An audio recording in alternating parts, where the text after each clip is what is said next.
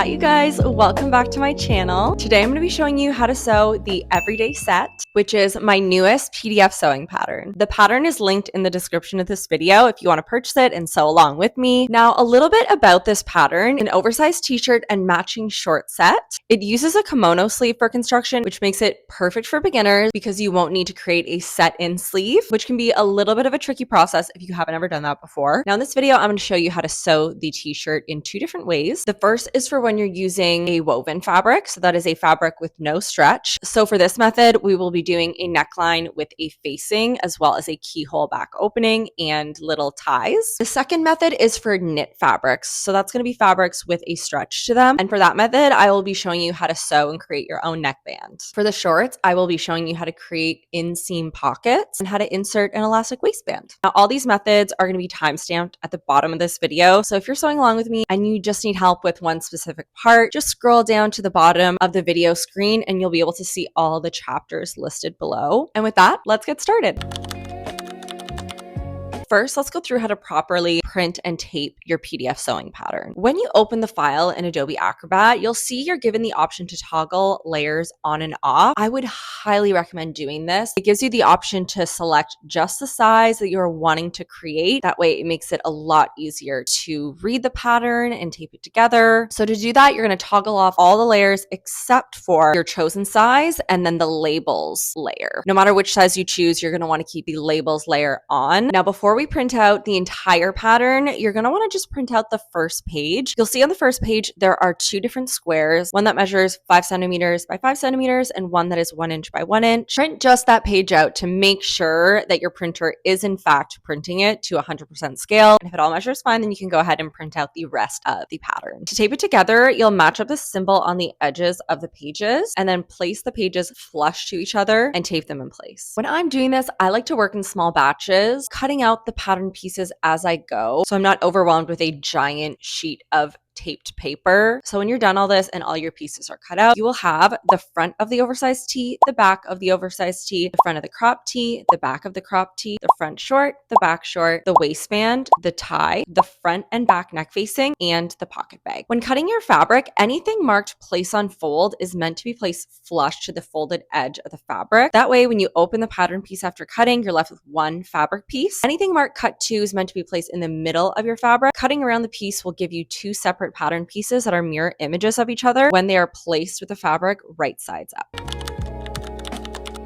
So starting with the shorts, you're going to take your pocket bags and line them up with the notch on the edge of your pattern piece. Or what I like to do is measure 2 inches down from the waist edge, pin the pocket bag in place, and sew 1/8 of an inch in from the raw edge. You're going to press it outwards and then stay stitch along the edge of your pocket bag. This makes it so your pockets actually want to stay in when you have your pockets completed. Repeat this process with each pant piece and each pocket bag. And when you have them all done, you'll be taking one of your front pant pieces, one of your back pant pieces, and placing them over one another, right sides together. You're going to want to make sure that you match up your side seams as well as your pocket bags, and then you're going to sew these pieces together, making sure to backstitch at the top, the bottom, and at the pocket opening. Now, this next step is optional, but I like to add a little bar tack at the top and the bottom of my pocket opening. So to do that, you're going to make sure that your pocket bag is flipped towards the front of your pant piece. Mark with a fabric marker or tailor's chalk where you want those bar tacks to be, and then just stitch and back stitch over to create a little bar tack. This is great because it also keeps your pocket in place and keeps it from turning to the back of your pant when you're wearing them. Now that the pockets are created, you're just going to need to sew your inseams. Once your inseams are sewn together, place one of your short legs inside out and put the pant leg that is right sides out inside that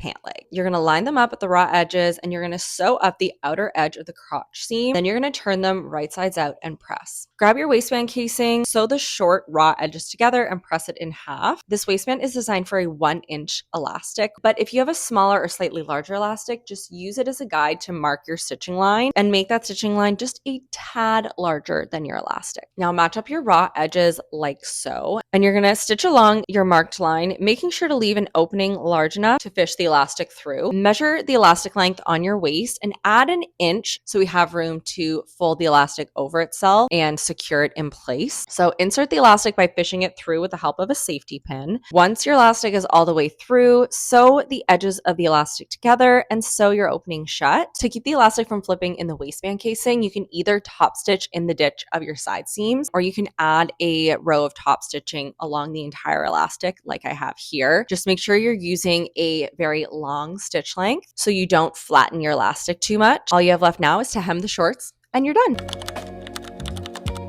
So the shirts are constructed in the same way regardless of the oversized fit or the cropped fit. They only differ in construction depending on the fabric that you are using. So if you're using a woven fabric, you're going to be sewing the neckline with a neck facing. So to sew this on, you're going to sew the shoulder seams of both the facing and the t-shirt, and then place the facing over the t-shirt with the right sides together. Find the midpoint of your back pattern piece and draw a line on your facing. This is going to act as the slit for our keyhole. Now to create the ties, you're going to cut out the pattern piece provided. If you want long ties, like on the t-shirt that I made, you can cut 2 of these out. If you want shorter ties, you can cut 1 of these out and you'll just be cutting it in half. Create the ties the way you would a regular spaghetti strap, just sewing along the long edge, flipping it inside out and pressing it. When we are sewing our neck facing to the neckline, we are going to be making sure to sandwich our ties in the corner right where the opening of the slit meets the neckline. With your ties sandwiched in between, you're going to sew along your neckline and then sew a 1/4 inch away from the line that you marked.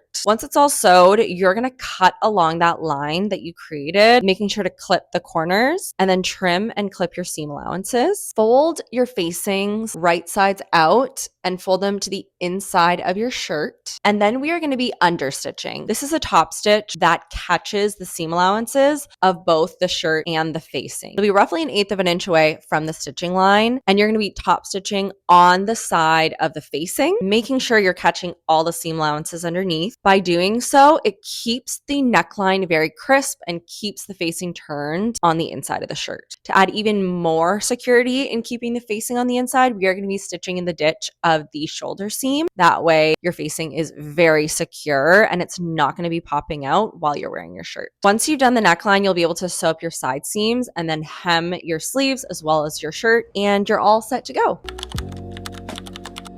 Now, if you're using knit fabric, you're going to be creating a neckband with the fabric itself to finish your neckline on your t-shirt. There is no pattern piece for this because it depends so heavily on the fabric being used. The first thing you're going to want to do is measure the neckline of your shirt after you sew together your shoulder seams. Note that measurement down and then multiply it by 0.7 to 0.9. 0.7 will be for a very stretchy fabric and 0.9 will be for a fabric with a little less stretch. Note that length and then add an inch, and that'll serve as your seam allowance. And then cut out a rectangle of that length by 2 inches wide. You're going to sew it together just like you did the waistband casing by sewing the short edges together and then pressing it in half. For the neckband, we're going to find the 1/4 mark of the neckband and match those to your side seam, your center front, and your center back. You're going to pin those in place. And those are the only 4 pins you're going to be using because as you're sewing, you're going to want to make sure that you're stretching the neckband, not stretching the t-shirt, but just stretching the neckband to meet the length of the t-shirt, since the neckband will by design be a little bit smaller than the actual neckline. Now, once you have that sewn in place, give it a good pressing. To keep it laying nice and flat, I also like to top stitch the seam allowances down. To do this with a stretchy fabric, you're gonna need a twin needle. You can of course do it in other ways by either using a zigzag stitch or doing just a very long stitch length, but I really think getting a twin needle is worth the investment. It adds such a professional finish to your garments that use any sort of stretch fabric. You're also going to be using it to hem the shirt as well as the sleeves for this particular project. So I would definitely recommend getting a twin needle if you don't have one.